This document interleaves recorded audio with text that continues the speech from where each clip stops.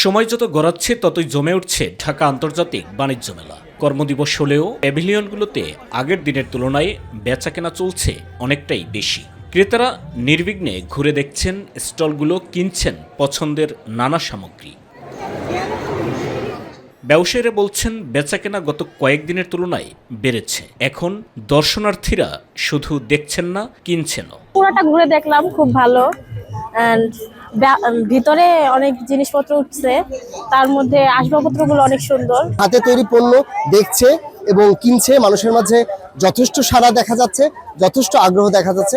আমি অনেক কিছু কিনেছি, নুডলস কিনেছি, টেস্টি চিজে খাওয়া দাওয়া করেছি, আমার অনেক ভালো লাগছে। পুরো জায়গাটা আমার অনেক ভালো লাগছে এবং রাইডগুলো অনেক আমার কাছে অনেক মজাদার লাগছে।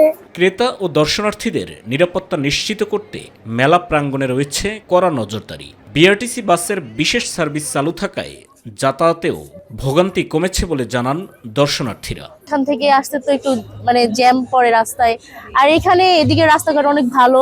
এবারে মেলা ভালো হয়েছে, কেনাকাটা করেছি ভালোভাবে মোটামুটি। হ্যাঁ, ইনশাল্লাহ এভাবে প্রতি বছর হলে ভালো হয় মেলা। সাইদুর রহমান আবির, মাই টিভি নিউজ ডেস্ক।